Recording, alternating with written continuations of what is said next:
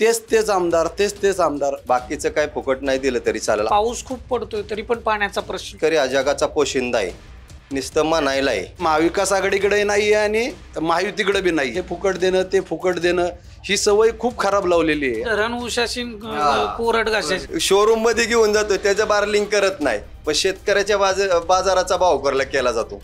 स्पर्धेतनं विकास झाला पाहिजे की आम्हाला हमी भाव द्या.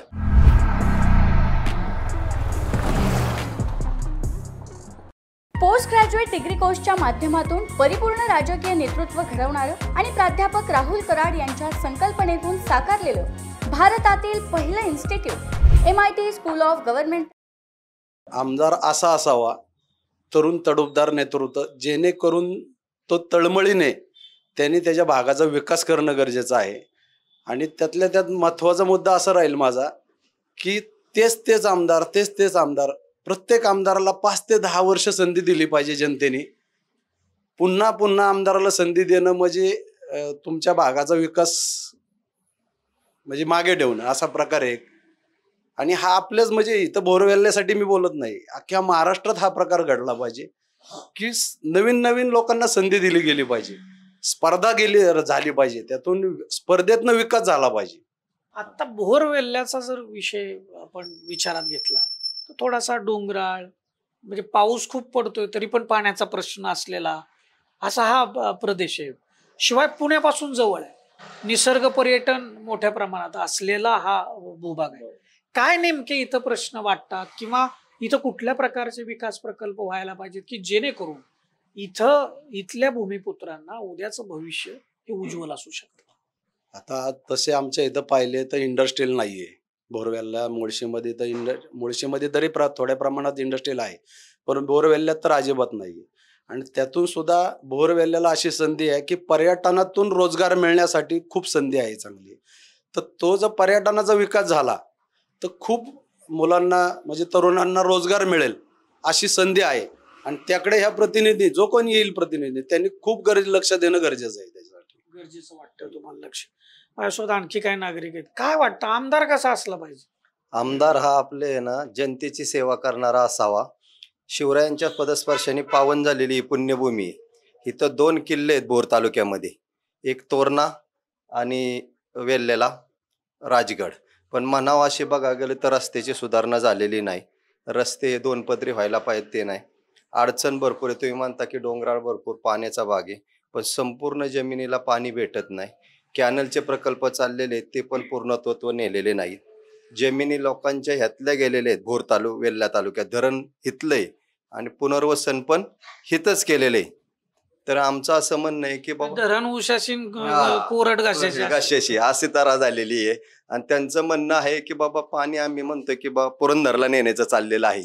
तर ते पुरंदर नेण्याचा तर पहिला ओपन कॅनल होता वरून, तर तो त्यांनी बंदिस्त खालनी चालवलेला आहे आणि सायपन पद्धतीने ते म्हणतात पाणी तुम्हाला देऊ. तर आमचं असं म्हणणं होतं की उलट पाणी तुम्ही कसं काही नदीच्या दिशेने वर डोंगराकडे चालवले, तर तेच पाणी डोंगराच्या दिशेने खाली यायला पावतं. पण हे चुकीच्या मार्गाने तसं बघायला चालवलेलं हा प्रकल्प आहे. भरपूर अशा अडचणी आहेत या भागामध्ये. हा भागामध्ये सगळ्यात जास्त पिकणारा म्हणजे तांदूळ आहे. भाताचं पीक येतं, पण या भाताच्या पिकाला म्हणावा असा दर. कुठल्या प्रकारचे तांदूळ पिकतो? इंद्रायणी, ज्याचा वास आणि खाण्यासाठी खाल्लं गेलं. बाजारपेठ म्हणून ही नसरापूर घोषित आहे तांदळाच्या बाबतीत, पण म्हणावा असे रेट येत नाहीत. त्याचं मार्केटिंग करण्यामध्ये कुठंतरी आपण कमी पडलोय. मार्केटिंग कमी पडलोय असं मानल्याचं मध्य नाही. इथले जे प्रशासन आहे, जे मॉल वगैरे व्हायला पाहिजेत, बाजारपेठा व्हायला पाहिजे चांगल्या पद्धतीच्या. तेच ना, म्हणजे याचं मार्केटिंगचाच हा भाग आहे. म्हणजे आज आपण बघा, म्हणजे साधारण 15 वर्ष जर मागे गेलो आपण, तर ढाब्यांचं प्रमाण तसं कमी होतं 15-20 वर्षापूर्वी. आता ढाबे खूप झालेत, प्रत्येक ढाब्यावरती इंद्रायणी मिळतो. म्हणजे इंद्रायणीचा खप वाढला. आता सोशल मीडियावरती जाहिराती येतात, आमच्याकडे ओरिजिनल इंद्रायणी मिळेल. म्हणजे हे कुठंतरी मार्केटिंग आणि त्याला पायाभूत सुविधा मिळण्याची गरज वाटते का? नक्कीच मिळालीच पाहिजे पायाभूत सुविधा. कारण आता बघायला गेलं तर रोजंदारीचा जर बघितलं, खताचे बघितले तर प्रचंड प्रमाणात भाव वाढलेले आहेत. पण तोच रेट म्हणजे चालत चाललाय. त्यात वाढ अशी म्हणावत नाही. तुम्ही बघायला गेलं तर बासुमतीचे रेट 100च्या पुढे आहेत. मग इंद्रायणी कमीत कमी 70 रुपयाच्या तरी प्लस विकला गेला पाहिजे असं आमचं म्हणणं आहे. का 70 का म्हणजे 100च्या पुढे का नाही? इतका चांगला तांदूळ आहे नाही, म्हणजे दिसण्यावर जाऊ नका, खाण्यावर जा. म्हणजे आपण अशी जाहिरात केली तर अशी जाहिरात केली पण मागणार आहेत ना, शेतकऱ्याला मागत नाही. पॅकिंगचं बघितलं काय बघितलं तर आहे ना, चप्पल माणूस आहे ना शोरूम मध्ये घेऊन जातो त्याचं बार्लिंग करत नाही, पण शेतकऱ्याच्या बाजाराचा भाव केला जातो.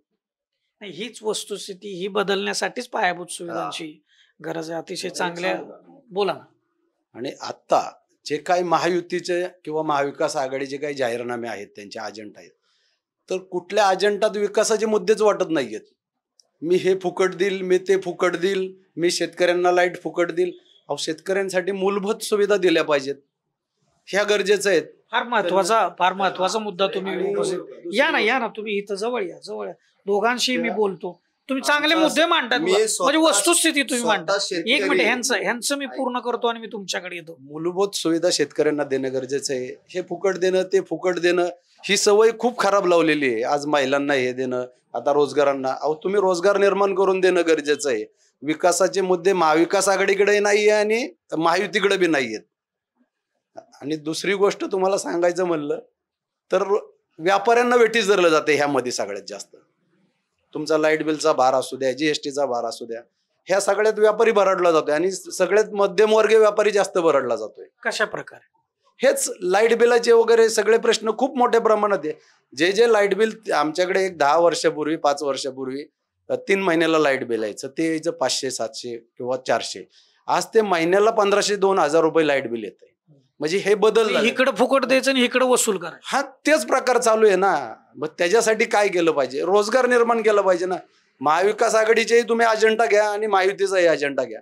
काही त्या अजेंडात दम नाहीये. गेले 3 दिवस झाले न्यूज चॅनलला त्यांचे अजेंडा आहेत. सगळं फुकटचा विषय गरजेचा 2च गोष्टी फ्री लोकांना देणं गरजेचं आहे की तुमचं आरोग्य आणि शिक्षण. ह्या 2 गोष्टी लोकांना जर त्यांनी काळजीपूर्वक फ्री दिल्या पाहिजे.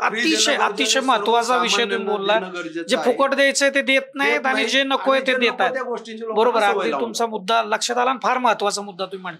तुमचं काय? शेतकरी आहे इथले या भागातले, पण शेतकऱ्याला एकच म्हणणं आहे की आम्हाला हमी भाव द्या, बाकीचं काय फुकट नाही दिलं तरी चालेल. आता तुम्हाला सांगतो की सोयाबीनचे रेट 40 रुपये रेट चाललेला आहे आणि तेलाच्या रेटामागं डब्यामागं 300 रुपये वाढवलेत. पर केजी मागं 25 रुपये जास्त चाललेले आहेत. मग कच्च्या मालाला तर तुम्ही हमी भाव दिला पाहिजे ना, तर तो दिला जात नाही शेतकऱ्याला. शेतकऱ्याला लाईट ही वेळेवरती दिली जात नाही. शेतकरी हा जगाचा पोशिंदा आहे, नुसतं म्हणायला आहे. काय एकीकडं काय होतंय, सरकार म्हणते तुमचं लाईट बिल माफ केलं, बघा 0चं बिल आलं का, पण इकडे लाईटच नाही. आणि 0 बिल आले तर अजून 0 बिल आहेत ना. एचपीचे जे नदीवले एचपीच्या मोटर आहेत आमच्या 5 एचपीच्या ह्याच्या त्याच्या नुसतं घोषित केले, पण ती वाटप केलेली नाहीये अजून. भारत दुनिया का सबसे बड़ा लोकतंत्र और एनएलसी भारत देश का सबसे बड़ा गैर राजनीतिक मंच. शक्तिशाली लोकतंत्र के लिए राहुल कराट का सार्थक कदम. मुंबई में हुआ ऐतिहासिक प्रथम राष्ट्रीय विधायक सम्मेलन.